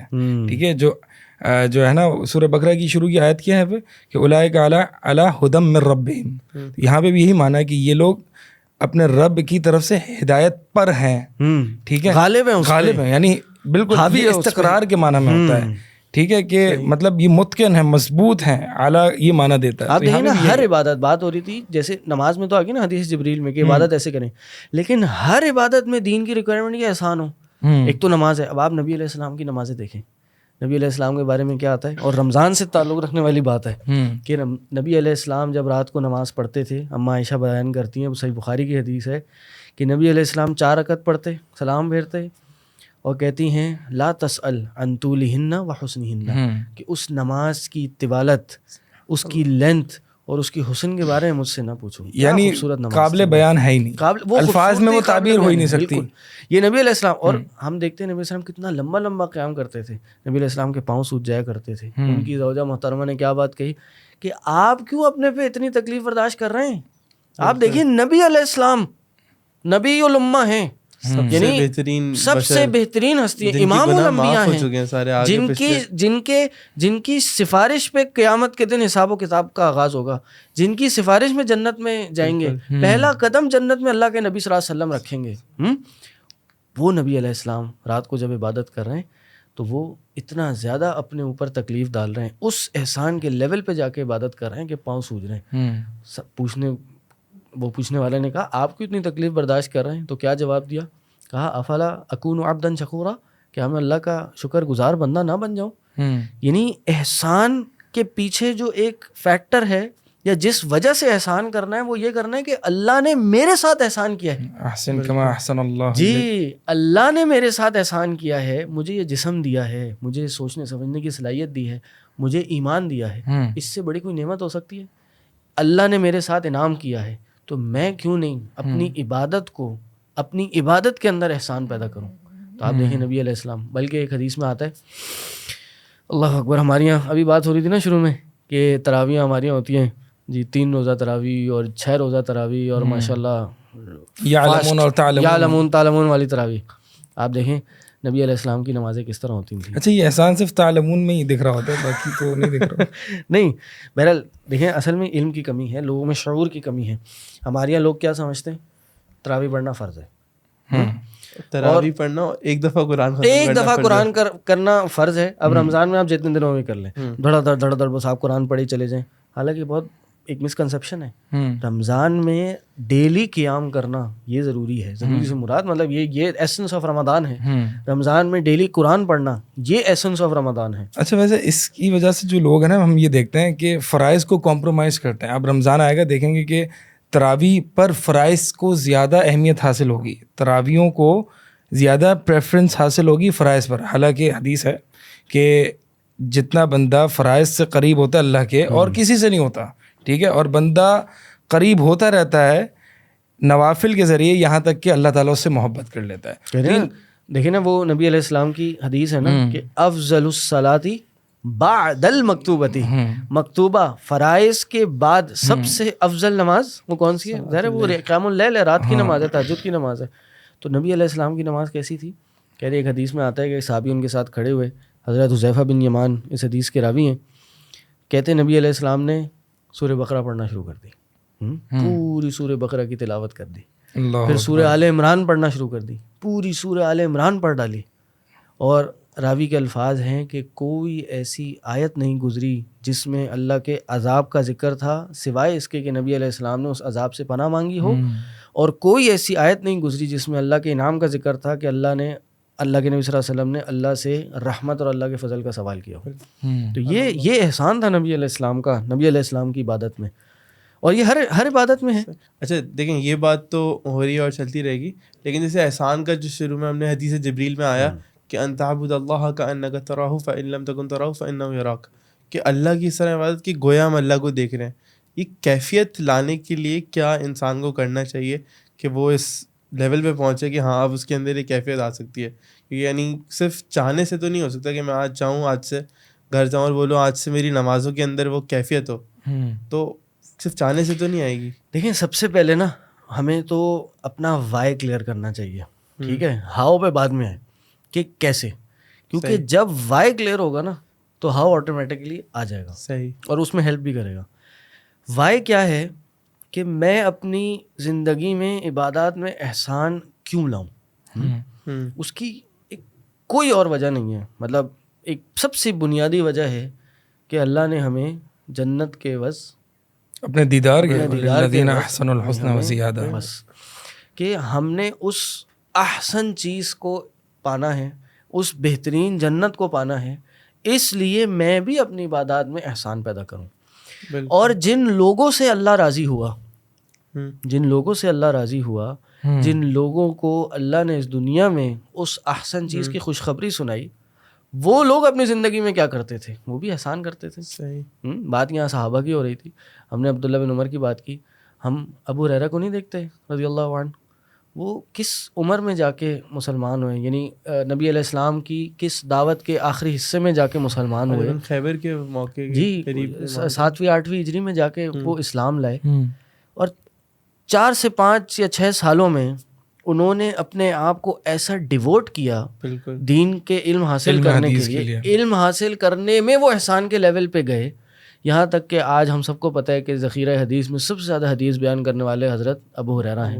یعنی ان کے بارے میں ہم پڑھتے ہیں کہ وہ خود بیان کرتے ہیں کہ انہوں نے نبی علیہ السلام سے کہا کہ میرا حافظہ مضبوط نہیں ہے. یعنی اب دیکھیں نا, جب وائے تھا, ان کا مقصد کلیئر تھا, تو اب اس کے لیے تیاری بھی ہو رہی تھی کہ میں علم حاصل کرنا چاہتا ہوں, علم آگے بیان کرنا چاہتا ہوں, اس کے بیچ میں یہ بیریئر ہے, یہ ایشو آ رہا ہے, اس کو کیسے حل کروں. نبی علیہ السلام کے پاس گئے, نبی علیہ السلام نے دعا پڑھی اور چادر دی. کہتے ہیں اس کے بعد سے مجھے کوئی بات نہیں بھولی. کہتے ہیں اور ڈیڈیکیشن اتنی تھی کہ کہتے ہیں میں اکثر بعض اوقات اپنے آپ کو نبی علیہ السلام کے حجرے اور ممبر کے درمیان بے ہوش پاتا تھا, اور لوگ سمجھتے تھے میں مجنون ہوں, جنون آ گیا مجھ پہ. وہ جوتیاں مجھے لا کے سنگھاتے تھے, جو ایک اس میں اس کیفیت کا علاج ہے. کہا کہ ماں بھی جنون, کہا کہ میرے ساتھ جنون نہیں تھا, میں مجنون نہیں تھا, پاگل نہیں تھا میں, بلکہ یہ بھوک اور پیاس تھی جو میں برداشت کرتا تھا نبی علیہ السلام کی خدمت میں حاضر ہو کے حدیثیں سیکھنے پہ. یعنی آپ نے احسان کا درجہ پانا ہے تو آپ نے سیکریفائس دینی ہے, سیکریفائس کرنا ہے, آپ نے قربان کرنا ہے اس کے اوپر. یعنی آپ دیکھیں پہلے تو یہ نا کہ جی وائے, یعنی یہ وہ لوگ تھے کہ جنہوں نے احسان کے لیول تک اپنی عبادات کی, اپنے علم بھی حاصل کیا تو احسان کے لیول تک کیا, تو آج دنیا ان کے قصے اور ان کی کہانیاں کو بیان معاذ بن جبل کی مثال لے لینا, 4 سال اللہ کے نبی کے ساتھ گزارے اور واقعی ایک جبل بن گئے علم کے. جب نکلے اللہ کے نبی نے ان کو یمن کی طرف جب بھیجا تو وہاں بس 4 سال علماء کی قیادت ہوگی قیامت والے دن ان کے پاس. 4 سال کے اندر آپ حضرت ابو بکر کو دیکھیں, حضرت بکر نے نبی علیہ السلام کا ساتھ دینے میں کیا کوئی کمی چھوڑی؟ وہ ساتھ, وہ معیت, وہ سپورٹ میں جو احسان کیا ہے, یعنی مشکل سے مشکل مرحلے میں, پتہ ہے ہجرت کے موقع پر نبی علیہ السلام کا ساتھ دیا انہوں نے, اور اتنا خطرناک مرحلہ تھا. گھبرانے کے بجائے جب نبی علیہ السلام نے ان کو اپنے ساتھ چلنے کی اجازت دی تو وہ ڈر اور خوف سے نہیں بلکہ خوشی سے رونا شروع ہو گئے کہ مجھے نبی علیہ السلام کا ساتھ نصیب ہوگا. عائشہ رضی اللہ عنہا کہتی ہے نا اس دن پتہ چلا کہ ایک انسان خوشی سے بھی رو سکتا ہے. یہ دیکھیں آپ. تو بات یہ ہے کہ یہ ہمیں تو پہلے دیکھنا چاہیے کہ وہ صحابہ کیسے احسان کے لیول پہ جایا کرتے تھے. نبی علیہ السلام نے کیسے ہمیں کہتے ہیں نا وائی بھائی کیوں کرنا ہے, کیونکہ عبادت قبول ہی تب ہوگی. آپ دیکھیں حج بھی تب قبول ہوگا جب احسان کے لیول پہ ہوگا. والحج المبرور لیس له جزاء الا الجنہ, کہ حج مبرور کیا ہے کہ جس کی جزا کیا ہے کہ جنت کے علاوہ اس کا کوئی ریوارڈ نہیں ہے. تو حج مبرور ہے کیا؟ جس میں کوئی گناہ نہ ہو, جس کے ارکان پورے طریقے سے فالو کیے گئے ہوں, جس میں کوئی فحاشی منکر کام نہ کیا گیا ہو, تبھی تو حج مبرور ہوگا نا. روزہ دیکھ لیں آپ, روزہ بھی تب قبول ہے جب احسان کے درجے پہ ہوگا. نبی علیہ السلام نے کیا فرمایا؟ من لم يدع قول الزور والعمل به فليس لله حاجة ان يدع طعام وشرابه. جس نے قول زور اور اس پہ عمل نہیں چھوڑا, یعنی غلط کام کرنے نہیں چھوڑے, تو بھائی اللہ کو کوئی حاجت نہیں کہ وہ بھوکا پیاسا رہے. یعنی روزہ بھوکا پیاسا رہنے کا مطلب نہیں ہے. بھوکا پیاسا رہ کے احسان کے لیول پہ جائیں گے تب روزہ قبول ہوگا. اینڈ سیم گوز فار زکوٰۃ, سیم گوز فار صدقات. یعنی جب تک آپ صدقہ اور زکوٰۃ خالص اللہ کے لیے نہیں دیں گے تب تک قبول نہیں ہے, خالص 100%. اور دوسرا وہ ہے نا قرآن کے لا تبطلوا صدقاتکم بالمن والاذی, کہ تم ایسا نہیں کرنا کہ صدقہ دیا اور اس پہ احسان جتلانا شروع کر دیا اور دوسرے کو تکلیف دینا شروع کر دی. یہ بھی تو احسان ہے نا کہ جب آپ نے زکوٰۃ دی, کسی کی ہیلپ کی, تو ایسے ہو گئے کہ جیسے آپ نے اس کے ساتھ کوئی احسان نہیں کیا, آپ نے اللہ کے لیے یہ کام کیا. اس لیے تو علماء بولتے ہیں کہ انسان جب کسی کو صدقہ دے نا, زکوٰۃ دے, تو وہ یہ سوچے اس غریب کو نہیں دے رہا بلکہ اللہ کو دے رہا ہے, یہ قرض اللہ کو دے رہا ہے, یہ اللہ کے پاس جمع ہو رہا ہے. تو اس کے دل و دماغ میں کس لیول کا ایمان تازہ ہوگا. بات یہ ہر عمل میں, دعاؤں میں لے لیں. نبی علیہ السلام کی دعائیں کیسی تھیں؟ بدر کی رات کو نبی علیہ السلام کیا کر رہے تھے؟ رو رو کے گڑ گڑا کے اللہ سے مانگ رہے تھے, سسکیوں کے ساتھ رو کے اللہ سے مانگ رہے تھے. تو دعاؤں میں بھی جب احسان ہوگا تو دعائیں قبول ہوں گی نا. احسان کیا کہ ادعوا اللہ وانتم موقنون بالاجابہ, اللہ سے دعا اس طرح کرو کہ تمہیں اس کی قبولیت کا یقین ہو, دل کے اندر اتری ہوئی ہو. دعا کے بارے میں نبی صلی اللہ علیہ وسلم نے فرمایا کہ اللہ تعالیٰ ایک غافل شخص, غافل دل کی دعا کو قبول نہیں کرتا. یعنی آپ الفاظ تو رٹے رٹائے پڑھے جا رہے ہیں لیکن دل اس کے معنی کے ساتھ نہیں چل رہا کہ میں کیا پڑھ رہا ہوں, میں کیا مانگ رہا ہوں, میں اللہ سے مانگ رہا ہوں. تو کیا ہوگا؟ دعا قبول نہیں ہوگی. تو دعا میں بھی احسان چاہیے بھائی, دعا میں بھی احسان میں جانا ہے آپ نے. تو ہر عبادت میں آپ دیکھیں ہمیں احسان ریکوائرڈ ہے, یہ بیسک آپ کہہ لیجئے ایک ریکوائرمنٹ ہے. یعنی احسان نہیں ہوگا تو بعض اوقات عمل کا سارا ثواب ضائع ہو سکتا ہے. بات فرض تو پورا ہو جائے گا, فرض تو یہ جو آپ بات کر رہے ہیں نا, یہ اس پہ بھی ہم تھوڑا سا اس کو کلیئر کر دیں کہ یہ جو احسان ہے, عمل میں کوالٹی پیدا کرنے کی جو بات ہے, یہ جو بھی ہم بات کر رہے ہیں یہ ایک اصول کی نشاندہی کر رہی ہے کہ ہم اس کو, میں چاہ رہا ہوں کہ کلیئرفائی کر دیں. اور وہ یہ ہے کہ یہ جو بھی عبادات ہیں اس میں کوالٹی پیدا کرنی ہے تو اپنی مرضی سے نہیں کرنی ہے. ٹھیک ہے, بہت سے لوگ سمجھتے ہیں کہ عبادت ہم کر رہے ہیں تو جیسی میں کوالٹی سمجھتا ہوں ویسی میں پیدا کروں گا. مثال کے طور پر میں نے ایک مرتبہ میں حج پہ گیا ہوا تھا اور وہاں پہ میں نے دیکھا عرفہ کے میدان میں ایک شخص کو وہ دعا مانگ رہا تھا. اور کیسے مانگ رہا تھا؟ اپنا یہ جو کیا کہتے ہیں رخسار, ہاں, اس کو جو ہے یعنی اس چیک کو اپنے زمین پر رگڑ رہا تھا اور کہتا اللہ مجھے معاف کر دے, اللہ مجھے معاف کر دے. اس طریقے سے وہ دعا مانگ رہا تھا. ٹھیک ہے, مجھے سوچ کے میں دیکھ رہا تھا, میں کہا یہ کیسا طریقہ ہے کہ نبی علیہ الصلوۃ والسلام نے ایسے کیا. اب اس کے نزدیک یہ کوالٹیٹیو دعا ہے. پاکستانی تو نہیں تھا وہ, اور بھی ہوتے نہیں, اکثر اردو میں مانگ رہا تھا نا, اردو میں مانگ رہا تھا, انڈین ایشین ہوگا. بہرحال تو ویسے یہ بات صرف پاکستانیوں کا نام خراب ہے, عرب بھی کچھ حد تک نہیں, واقعی خراب ہے. جو خرابی ہے نا وہ ہے. یعنی آپ جب وہاں جاتے ہیں تو اکثر آپ کو 2 نمبریاں کرتے ہوئے, ٹیڑھی میڑھی حرکتیں کرتے ہوئے, بدعات اور شرک کرتے ہوئے نمبر 1 لائن میں انڈو پاک کے, انڈیا پاکستان کے لوگ ملیں گے. ایسا ہے, مطلب جہالت اور بھی جگہ ہے لیکن یہ سر فہرست ہے اس کام میں. مطلب قسمتی ہے ہماری, بدقسمتی ہے کہ ایسا ہو رہا ہے. بتا یہ رہے تھے کہ اس میں مطلب اس کے نزدیک تو یہ کوالٹیٹیو دعا ہے نا کہ میں بڑی کوالٹی کے ساتھ, احسان کے ساتھ, پرفیکشن کے ساتھ, یعنی اس سے اس کے نزدیک تو یہ ہوگا اس سے بڑی عاجزی اور سبمیشن اور کیا ہو سکتی ہے کہ میں اپنے اس رخسار کو جو ہے وہ زمین پر رگڑ رہا ہوں. اور بہت سے لوگ سجدہ کرتے ہوئے جو ہے وہ رگڑتے ہیں, لٹرلی وہ اپنے ماتھے کو رگڑتے ہیں تاکہ یہ نشان آ جائے. اب ان کے نزدیک احسان کیا ہے؟ یہ ساری چیزیں احسان ہیں, لیکن آیا کہ واقعی شریعت کی نظر میں یہ احسان ہے یا نہیں ہے؟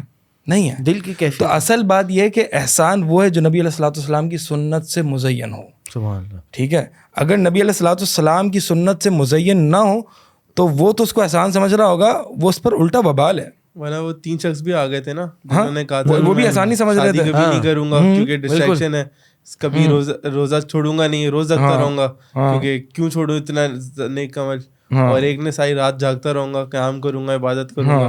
اور اس کے نزدیک یہ سب کوالٹیٹیو ایکشنز ہیں. یعنی احسان کی جو لمٹ ہے نا وہ وہاں پہ جا کے رک جانی چاہیے جہاں پہ سنت سے ہمیں کوئی گائیڈنس نہیں ملتی. یعنی اللہ کے نبی احسان کے پینیکل ہیں, ہم نے ایسا تصور کرنا ہے. صحابہ جو ہیں وہ احسان کے پینیکل ہیں. یہ پوائنٹ ٹو بی نوٹڈ کہ صحابہ جو ہیں وہ ایک لمٹ ہے, صحابہ کا جو عمل اور نبی علیہ السلام کی تعلیم لمٹ ہے احسان کا. یعنی اس سے آگے جب اس کو ہم کنڈیشن کہیں تو زیادہ بہتر ہے, کنڈیشن ہے. اس سے آگے ہم جائیں گے تو بھائی عمل تو ختم ہو جائے گا بلکہ یہ گناہ میں تبدیل ہو جائے گا. آپ دیکھیں نا, بات چل رہی تھی نا کوالٹی ورسز کوانٹٹی کی. ہمارا دین جو ہے کوالٹی پہ زیادہ فوکس کرتا ہے کوانٹٹی کے اگینسٹ. امام بخاری نے چیپٹر باندھا ہے کہ بابو قول اللہ تعالی ونزع الموازین القسط لیوم القیامہ وان اعمال بنی آدم وقولہم یوزن. یعنی کہ ہم قیامت کے دن میزان قائم کریں گے, عدل کے میزان قائم کریں گے, اور بنی آدم کے اعمال اور نہ صرف اعمال, ان کے قول بھی کیا ہوں گے؟ یوزن, وزن ہوں گے.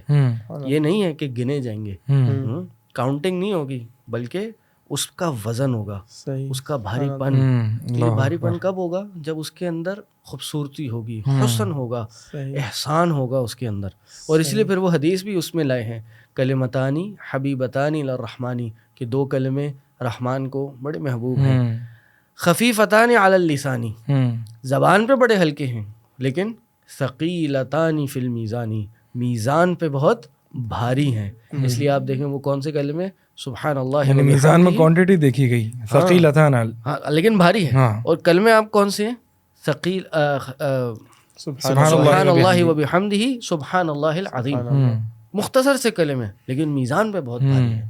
تو آپ دیکھیے نا اللہ کے نبی صلی اللہ علیہ وسلم نے کیا فرمایا کہ احب الاعمال الی اللہ ما دوم علیہ وان قل. سب سے محبوب اعمال اللہ کو کون سے ہیں کہ جو جن پہ دوام اختیار کیا جائے, جو کنٹینیوسلی کیے جائیں, کنسسٹنسی کے ساتھ کیے جائیں, اگرچہ کم ہو, بھلے کم ہی کیوں نہ ہو لیکن اس میں احسان ہو. تو احسان مطلوب ہے ہمیں. عبداللہ بن مسعود رضی اللہ تعالیٰ عنہ کی بھی حدیث آتی ہے نا کہ ایک موقع پر صحابہ بھی تھے, نبی علیہ الصلوۃ والسلام بھی ساتھ تھے. عبداللہ بن مسعود رضی اللہ تعالیٰ عنہ کہ جو پاؤں سے ایک چادر ہٹی, صحابہ جو ہے وہ ہنس پڑے. ان کی پتلی ٹانگیں تھیں, چھوٹا قد بھی تھا. تو پوچھا کیوں ہنس رہے ہو؟ کہا کہ یا رسول اللہ ان کی پتلی ٹانگوں کی وجہ سے. کہا اللہ کی قسم یہ وہ ٹانگیں ہیں جو اللہ کے میزان میں بھاری ہیں. ٹھیک ہے, تو مطلب یہ ٹانگوں کی کوانٹٹی نہیں دیکھی گئی بلکہ بہت باہر سے بھی زیادہ بھاری ہے, تو کوالٹی دیکھی گئی, یہ وزن ہے. بات یہ سوال یہ پوچھ رہے تھے کہ کس طرح اپنے اندر احسان کا لیول لایا جائے. تو میں یہ کہوں گا کہ پہلے تو وائی کلیئر کریں بھائی کیوں لانا ہے. یہ صحابہ تھے, یہ وہ لوگ تھے کہ جنہوں نے احسان کیا تو اللہ نے ان کو جنتیں دی. اور دوسرا وائی یہ ہے, ایک یہاں ایڈ بھی کروں گا ایک بس چھوٹی سی بات, کہ قیامت والے دن جن لوگوں کو جہنم میں ڈال دیا جانا ہوگا انہوں نے, ان کے بارے میں اللہ تعالیٰ قرآن میں فرماتا ہے او تقول حین تری العذاب, یا وہ کہیں گے جب عذاب کو دیکھ رہے ہوں گے, لو ان لی کر رہا, اگر میرے پاس ایک اور موقع ہوتا فاکون من المحسنین, میں بھی احسان کرنے والوں سے بن جاتا. یعنی اب ان کے آگے جہنم سامنے اور ان کو ڈالا جانے والا ہے, اور اب ان کی ایک تمنا ہے ایک اور موقع ہو تو میں بھی محسنین بن جاؤں گا, احسان لے کر آؤں گا. بالکل. تو اس لیے دیکھیں نا کہ پہلا وعدہ تو یہ ہے کہ جنت ان کو ملے گی جنہوں نے احسان کیا. دوسرا اللہ تعالیٰ محسنین سے محبت کرتا ہے, ان اللہ یحب المحسنین, احسان کرنے والوں سے اللہ کی خاص محبت ہے. اور تیسرا دین میں ریکوائرمنٹ جو ہے قیامت کے دن جو چیز معیار ہوگی وہ کوالٹی ہے, اور کوالٹی احسان سے آئے گی اور نہ کہ یہ کوانٹٹی سے. اگر عمل میں اخلاص ہوگا, عمل میں للہیت ہوگی, عمل خوبصورت اللہ کے لیے بنایا جائے گا, مزید خوبصورتی ہوگی اس کے اندر, تو پھر کیا ہوگا, اس کے اندر احسان آئے گا, اور یہ مطلوب ہے. لیکن یہ اب آئے گا کیسے, اس کے بھی بہت مختلف طریقے ہیں. اصل میں ہم یہ جو بات کر رہے تھے کہ سلف صالحین صحابہ رضی اللہ تعالیٰ عنہم اجمعین, ان کا احسان کیسا ہوتا تھا, جیسے کہ ہم نے بات کی. تو آج کل ہم جب یہ باتیں کرتے ہیں نا, تو لوگ کہتے ہیں یار یہ تو صحابہ کی بات کرو, گویا کہ وہ ایک ڈسکنیکٹڈ فیل کرتے ہیں صحابہ سے, کہ یہ تو تم نبی علیہ الصلوۃ والسلام کی بات کرو. پھر ہم ان کو صحابہ کی بات بتاتے ہیں تو کہہ رہے تم تو صحابہ کی بات کر رہے ہو. تو وہ کر سکتے تھے بھائی, ہم نہیں کر سکتے. ٹھیک ہے, ہمارے بس کی بات, ایک ڈسکنیکٹڈ فیل کرتے ہیں. تو اس لیے ایک ریلیٹ کرنا صحابہ کے ساتھ, یہ ہمیں بتانا بہت ضروری ہے کہ ہم کیسے صحابہ کی باتیں تو کر رہے ہیں, لیکن ریلیٹ کیسے کریں. کیا وہ صحابہ جو احسان عبادت, اب مثال کے طور پر آپ دیکھیں ایک صحابی ہے, نام میرے ذہن میں نہیں ہے, کہ جن کے پاؤں کا علاج تھا, کٹنا تھا ان کا پاؤں. ٹھیک ہے, تو انہوں نے کہا کہ ایک کام کریں, میں جب نماز میں ہوں تو میرا پاؤں کاٹ دیجیے گا. اب یہ صلاۃ کی جو کیفیت ہے, یہ خشوع خضوع آج ایک آدمی کو سمجھ میں نہیں آتا کہ یار یہ کیسی نماز ہے کہ انسان نماز میں اتنا فوکسڈ ہوتا ہے, اس کی کوالٹی ایسی ہوتی ہے کہ اس کا پاؤں کاٹا جا رہا ہے, اس کو سمجھ میں نہیں آ رہی, اس کو فیل نہیں ہو رہا. ٹھیک ہے, نبی علیہ الصلوۃ والسلام کے زمانے میں ایک سفر میں صحابی کو تیر لگانا, ٹھیک ہے, تو اب تیر لگ گیا یار, مطلب ہم دیکھیں یہ کیسی کوالٹی تھی نمازوں کی ان کی. تو کیا آج میرا آپ سے سوال ہے, تاکہ آپ آڈینس کو کلیئر کریں, کہ کیا آج لوگوں کو یہ کیوں سمجھ نہیں آتی, اور ان کو کیسے سمجھائے, مطلب ریلیٹ کیسے کیا جائے کہ یہ صحابہ کا یہ خشوع تھا جو کہ آج پاسبل ہے. یہ نہیں کہ نہیں. ہم اگر ادنا سی مثال آج کی دور کی لے لیں, لوگ گیمز کھیل رہے ہوتے ہیں, کنسول گیمز, ایکس باکس پہ کچھ یا موبائل پہ, تو بعض دفعہ کیسا ہوتا ہے وہ پاؤں رکھے ایک جگہ نا, وہ ہو جاتا ہے, سن ہو جاتا ہے, خون جمع ہو جاتا ہے, پھر جب پاؤں ہٹاؤ تو ایک عجیب کانٹے چبھ رہے ہوتے ہیں. یہ وہ آدمی, اس کا پاؤں ایک چیز پہ مستقل وہاں پہ تھا, اور اس کو احساس ہی نہیں ہو رہا وہ گیم کھیل رہا ہے, گیم میں اتنا مگن ہو گیا ہے کہ اس کو سمجھ ہی نہیں آ رہا کیا ہو رہا ہے آس پاس. اصل بات فوکس ہے نا, فوکس چاہیے. اصل بات, آپ جب کسی کام میں لذت محسوس کرتے ہیں نا, تو اس میں خود ہی آپ کا فوکس آ جاتا ہے. جب آپ کسی سے جس سے آپ محبت کرتے ہیں اس سے بات چیت کرنا شروع کرتے ہیں, تو اس سے کانورزیشن میں, کلام میں آپ اتنا مگن ہو جاتے ہیں کہ آپ کو پتہ نہیں چلتا ارد گرد کیا ہو رہا ہے. آپ جیسے انہوں نے گیمز کی بات کی, کبھی آپ سوشل میڈیا پہ کوئی ویڈیو دیکھ رہے ہیں, کوئی چیز دیکھ رہے ہیں, آپ اتنا مگن ہو جاتے ہیں کہ آپ کو نہیں لگتا کہ آپ نہیں دیکھے. بہت سے ایکسیڈنٹس ہو گئے, موبائل یوز کر رہے ہیں, چلتے چلتے گٹر کا ڈھکنا کھولا تو اس کے اندر گر گئے. کیوں؟ کیونکہ اتنا مگن تھے, پتہ ہی نہیں چلا کہ کہاں چل رہے ہیں. کار ایکسیڈنٹس ہوتے ہیں روڈ پہ, جو واک کرنے والے لوگ ہوتے ہیں, پیڈسٹرین, وہ بھی یہی کرے نا اپنی, ان کو پتہ ہے گاڑی آگے مار سکتی ہے, لیکن وہ اتنے مگن ہیں فون پہ کہ اس کو چھوڑنے کے لیے تیار نہیں ہے کہ شاید روڈ کراس ہو جائے بغیر گاڑی. ہمیں عبادت کرنے کی وہ لذت ہی نہیں حاصل ہوتی کہ جو صحابہ کو ہوتی تھی. کیسے حاصل؟ آپ بلال رضی اللہ تعالیٰ عنہ کو دیکھیں, صحابہ پوچھا کرتے تھے بلال صبر کیسے کرتا تھا تو, وہ احد والا جو واقعہ ہے کہ جو تمہارا جو ماسٹر تھا وہ تمہیں تپتی ہوئی ریت پہ لٹا کے اوپر پتھر رکھ کے تمہیں ڈریگ کیا کرتا تھا, صبر کیسے آتا تھا تیرے اندر. بلال رضی اللہ تعالیٰ عنہ کیا کہتے تھے کہ مزجت حلاوت الایمان بمرارت العذاب, کہ ایک طرف حلاوت الایمان تھا, ایمان کی لذت تھی, اور ایک طرف عذاب کی کڑوا پن کہہ لیں, ٹھیک ہے, اس کی بٹرنس, یہ دونوں مکس اپ ہو گئے. فطغت حلاوت الایمان, تو ایمان نے یعنی حلاوت ایمان جو ہے وہ غالب آ گیا. تو اب ان کو وہ عذاب فیل نہیں ہو رہا, اس کو جو پنشمنٹ ہو رہی تھی بلال رضی اللہ تعالیٰ وہ فیل نہیں ہو رہی. تو ایک بات یہی ہے کہ جب انسان کے مقاصد زیادہ بڑے ہوتے ہیں تو پھر وہ تکلیفیں اس کو فیل نہیں ہوتی, اور وہ تکلیفیں بلکہ لذت میں تبدیل ہو جاتی ہیں, تکلیف میں مزہ آنا شروع ہو جاتا ہے. لیکن نا صحابہ, بلکہ ہمارے سلف سے کیا ملتا ہے کہ رات کو تہجد کی نماز, امام حسن بصری یا سفیان ثوری کا قول ہے کہ ہم نے 10 سال رات کی تہجد کی نماز پڑھی, وہ ہم پہ بہت گراں گزرتی تھی. پھر 10 سال ہم نے پڑھی تو وہ بس ہم کہتے ہیں ہاں یار ہم کر سکتے ہیں, ہو گئی, پڑھ لی. یہ بہت پھر امپورٹنٹ 10 سال جو گزرے, وہ 10 سال اس نماز نے ہمیں لذت دینا شروع کی, اور پھر کیفیت یہ آ گئی کہ ہم اب اس نماز کے بغیر نہیں رہ سکتے. یعنی یہ بہت امپورٹنٹ بات ہے کہ یہ احسان جو ہے ایک ٹریننگ سے آتا ہے, اور اٹ ٹیکس ٹائم. ہم اصل میں جلد باز ہوتے ہیں, ہم کہتے ہیں کہ ٹھیک ہے احسان سمجھ لیا, احسان کی اہمیت آ گئی, اب آج سے کل سے احسان انشاءاللہ شروع کریں گے. پہلی نماز میں آ گیا, دوسری میں آ گیا, تیسری میں نہیں آیا, تیسری میں آپ تھک جائیں گے, کر ہی نہیں پائیں گے. تو ایک کنسسٹنسی چاہیے نا, کنسسٹنسی, اور یہ آہستہ آہستہ اوپر لے کے جانا چاہیے, آہستہ آہستہ بہتر اوپر اپنے آپ کو اپنا لیول ایلیویٹ کرنا چاہیے.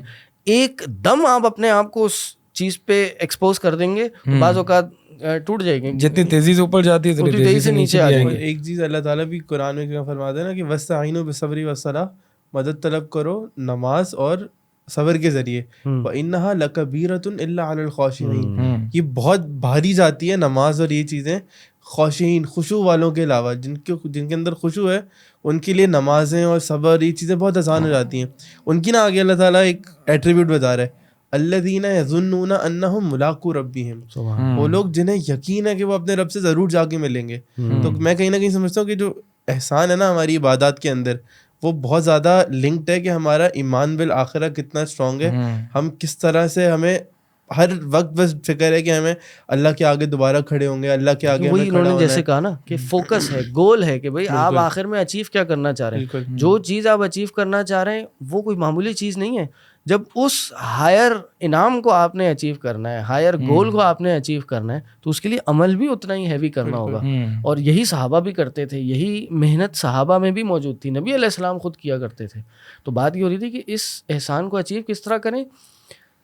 ایک تو سب سے پہلے صحابہ کی اور نبی علیہ السلام کی زندگیوں کو ہم پڑھیں. دیکھیں نا, اللہ تعالیٰ نے نبی علیہ السلام کو کیسے ٹرین کیا, یا اللہ تعالیٰ نے صحابہ کو کیسے ٹرین کروایا نبی علیہ السلام کے تھرو. قرآن کھولیں, قرآن کیا سابقہ انبیاء کے قصوں سے, پچھلے سٹوریز آف پروفٹ سے نہیں بھرا ہوا؟ یوسف علیہ السلام کا قصہ, ایوب علیہ السلام کا قصہ, موسیٰ, ابراہیم اور وغیرہ وغیرہ. کیوں؟ لِنُثَبِّتَ بِهِ فُؤَادَكَ, کہ اس کے ذریعے ہم آپ کے دل کو ثابت کرنی بخشتے ہیں, دل کو مضبوط کرتے ہیں. نبی علیہ السلام کو کس چیز سے ٹرین کیا گیا؟ دیگر انبیاء کی کہانیاں بتا کر, کس سے بتا کر. ہم کس سے موٹیویٹ ہوں گے؟ ان انبیاء کی کہانی پڑھ کر, اور اس کے بعد صحابہ کی کہانی پڑھ کر, صحابہ کے قصے, صحابہ کے واقعات پڑھ کے, صحابہ کی عبادت, صحابہ کی عبادت میں خشوع و خضوع. آپ بات کر رہے تھے نا کہ ان کی نمازوں میں وہ خشوع ہوتا تھا, آج یہ نہیں پایا جاتا. میں کہتا ہوں کہ ابھی تھوڑا ماضی قریب میں جائیں, ایسے لوگ موجود تھے. ہمارے انڈو پاک کے کچھ علماء گزرے ہیں, بر صغیر کے سینئر علماء, جن کے بارے میں ہم نے واقعات سنے ہیں کہ وہ ایک دفعہ نماز پڑھنے کھڑے ہوئے, نماز پڑھنے کے بعد بارش شروع ہو گئی, کئی دیر بارش ہوتی رہی, بارش ختم ہو گئی. بارش ختم ہونے کے بعد انہوں نے سلام پھیرا, سلام پھیرنے کے بعد دیکھا میں گیلا کیوں ہوں, ساتھ والے سے پوچھنے کا یار کس نے مجھ میں اوپر پانی پھینکا ہے. اللہ اکبر. ان کی بھی نماز میں خشوع اتنا تھا کہ ان کو پتہ ہی نہیں چلا کب بارش شروع ہوئی کب ختم ہو گئی. وہ اتنا نماز میں مگن تھے, اتنا فوکس تھے کہ اس کا بھی ان کو احساس نہیں ہوا. تو وہی پہلے ان کو پڑھیں, پھر ہم دیکھیں اپنے اسلاف کی زندگی, ہمارے اسلاف نے کس طرح دین کا علم حاصل کیا اور آگے پہنچایا. ہم احمد بن حنبل کی زندگی پڑھیں, امام احمد بن حنبل کی. دیکھیں انہوں نے حدیث ہم تک پہنچانے کے لیے, کہتے نا کہ انہوں نے پوری دنیا کے 2 دفعہ چکر کاٹے. آسان کام ہے, کوئی آسان سی بات ہے. امام بخاری کو دیکھیں, امام بخاری کا احسان کیا تھا.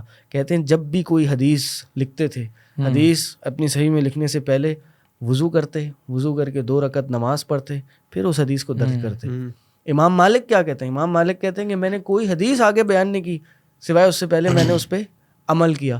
حجامے والی حدیث پہ عمل نہیں کیا تھا تو وہ آگے بیان نہیں کیا, اور پھر حجامہ بھی کرا لیا. تو بات یہ ہے کہ یہ ان کا احسان تھا. جب ہم یہ پڑھیں گے, یہ سیر پڑھیں گے, یہ واقعات پڑھیں گے, اور رمضان چل رہا ہے, بات تراویحوں کی ہو رہی تھی. امام ذہبی نے اپنی کتاب سیر اعلام النبلاء میں ایک واقعہ نقل کیا ہے, اور یعنی قول نقل کیا ہے. انہوں نے کہا کہ ہمیں فلاں شخص نے, سوید نام ہے ان کا, وہ نماز پڑھاتے تھے تراویح کی نماز, اور ان کی عمر 120 سال تھی. 120 سال کی عمر تک وہ تراویح کی نماز پڑھا رہے ہوتے, جماعت کرا رہے ہوتے تھے.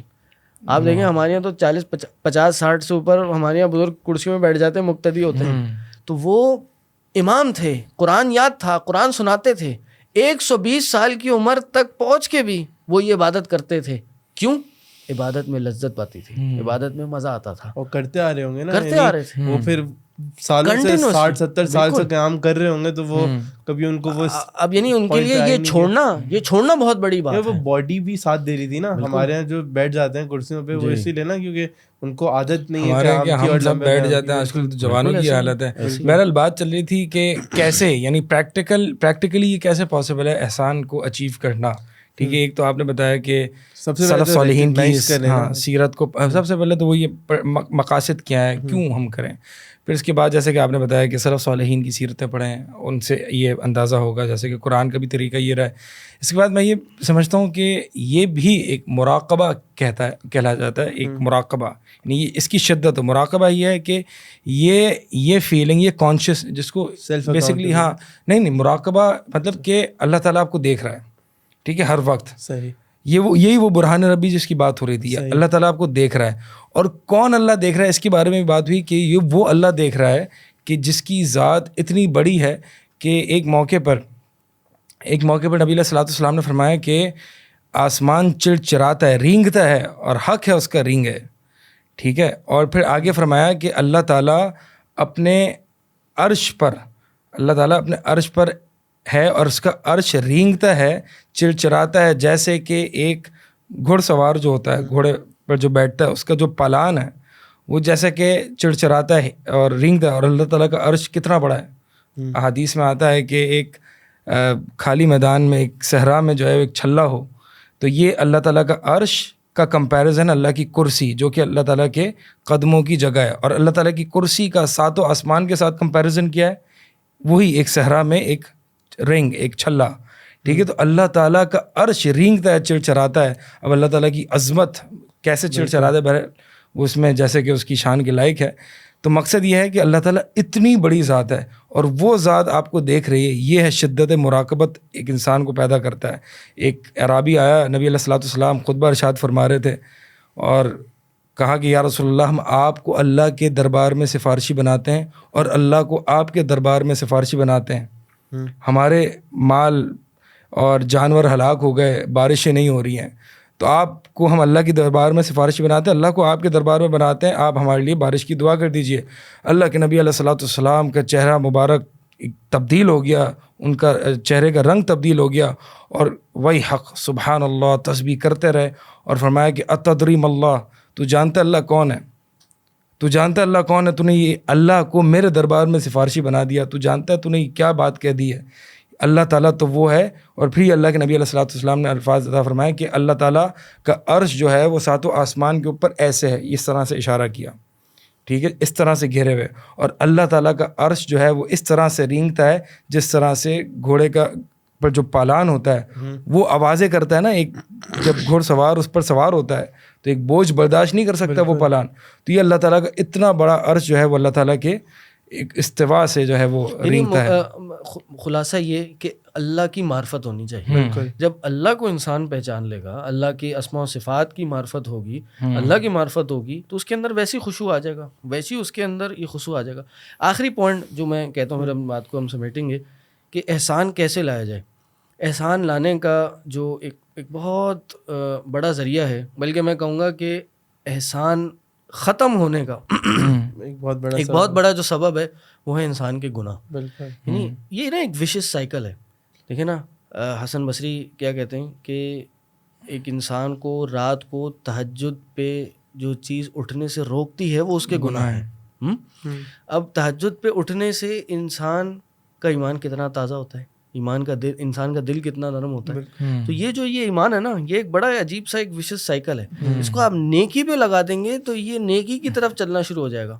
انسان نیکی کرے گا, مزید دل نرم ہوگا, پھر نیکی کرے گا, پھر ایمان بڑھ جائے گا, پھر ایمان بڑھے گا, پھر نیکی کرے گا, پھر ایک نئے عمل کرنے کی توفیق ملے گی. تو اس طرح آگے بڑھتا جائے گا, اور ایک لیول آئے گا کہ وہ صحابہ والا اس کو احسان اور خوشی و خضوع محسوس ہونا شروع ہو جائے گا. سلف کہتے ہیں نا کہ نیکی کی سب سے بڑی جزا جو ہے وہ دوسری نیکی کی توفیق ہے. یعنی ایک انسان جب نیکی کی طرف چلتا ہے, اما من اعطى واتقى وصدق بالحسنى فسنيسره لليسرى, کہ جو تقوی اختیار کرے گا اور اللہ کی راہ میں دے گا, تصدیق کرے گا نیکیوں کی, نیکیاں کرے گا, تو ہم اس کو سیدھے رستے طرف چلا دیں گے. لیکن واما من بخل واستغنى وکذب بالحسنى, جس نے بخل کیا اور نیکیوں کی تکذیب کی, نیکیاں نہیں کی, فسنيسره للعسرى, تو ہم الٹی طرف چلا دیں گے. یہی وشیس سائیکل کیا ہے, جب انسان گناہ کرے گا, نیکی نہیں کرے گا, نیکی کی توفیق چھین لی جائے گی. یعنی گناہوں کی ایک بہت بڑی سزا یہ ہے, گناہوں کا ایک نتیجہ یہ ہے کہ نیکی کی توفیق چھین لی جاتی ہے. نیکی میں لذت کم ہو جاتی ہے, احسان کم ہو جاتا ہے, خشوع و خضوع کم ہو جاتا ہے اور لذت کم ہونے کے بعد نیکی بھی چھن جاتی ہے اور گناہ مزید ہوتا ہے, دل سخت ہوتا ہے, دل سخت ہوتا ہے, انسان کا ایمان کم ہوتا ہے, ایمان کم ہوتا ہے, پھر وہ گناہ کی طرف جاتا ہے, گناہ کرتا ہے, پھر مزید اس وبال کی طرف جانا شروع ہو جاتا ہے.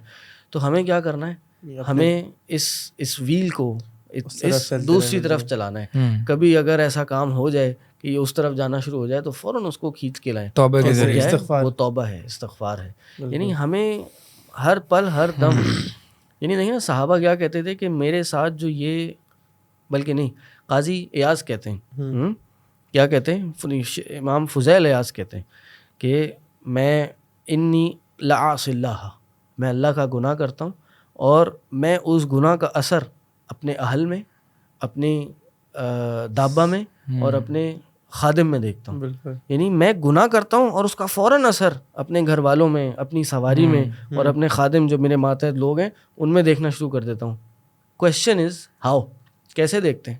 کیونکہ گناہ کم تھے, نیکیاں زیادہ تھیں. گناہ جب کم ہوں گے تو فوراً, کبھی اگر انسان گناہ کرے گا نا فوراً محسوس ہو جائے گا یار دیکھو یہ جو ہوا ہے نا یہ میرے گناہ کی وجہ سے. اور اب اگر اس نے روک لیا اور واپس آ گیا نیکیوں کی طرف تو ٹھیک ہے, اگر وہ زیادہ گناہوں کی طرف جاتا رہا گناہ بڑھ جائیں گے, پھر ایک پوائنٹ پہ اس کو احساس ہی نہیں ہوگا کہ میں گناہ کر رہا ہوں, میں غلطی کر رہا ہوں, میں برائی کیوں کر رہا ہوں. آپ دیکھیں نا لوگ کہتے ہیں یار یہ تم مولوی لوگ جو نا ہر چیز کو حرام کر دیتے ہو, ہر چیز ہی غلط ہے, ایسا لگ رہا ہے کہ کچھ حلال ہی نہیں ہے. اس کی وجہ یہ ہے نا کہ ہم اس معاشرے میں ایسے ماحول میں رہ رہے ہیں کہ معاشرہ اتنا گندا ہے, معاشرے میں ہر جگہ حرام پھیلا ہے. تو بھائی ہمیں ہر چیز حرام کہنی پڑتی ہے جو کہ ہے, وہ ہمیں حلال دکھ ہی نہیں رہا ہوتا, اس لیے حلال کی طرف جانا بھی مشکل لگ رہا ہوتا ہے. جب انسان اتنے گناہوں میں پڑا ہوگا اس کو نیکی نہیں دکھے گی, گناہ نہیں دکھیں گے, اور اس سے انسان کا احسان تو گیا, نیکی ختم ہو جائے گی. تو میرا خیال ہے ہمیں آج کی اس بات کو اسی بات کے ساتھ وائنڈ اپ کرنا چاہیے, اس دعا کے ساتھ کہ اللہ تعالیٰ ہمیں عبادتیں کرنے کی توفیق عطا کرے, عبادات میں احسان کا لیول پانے کی توفیق عطا کرے, احسان کے ساتھ جو عبادات مطلوب ہیں اس کے ساتھ ہی عبادت کرنے کی توفیق عطا کرے. اور ظاہر ہے یہ احسان کی سب سے پہلی شرط یا سب سے پہلا جو ایک سٹیپ ہے وہ اخلاص ہے. اللہ تعالیٰ ہر عبادت میں ہمیں اخلاص نصیب کرے. ایک حدیث ذہن میں آئی اور وہ یہ ہے کہ ایک شخص نبی علیہ الصلوۃ والسلام کے پاس آیا اور اس نے کہا کہ یا رسول اللہ مجھے کیسے پتہ چلے گا کہ میں نے کب احسان کیا ہے اور کب میں نے احسان نہیں کیا, برائی کی ہے.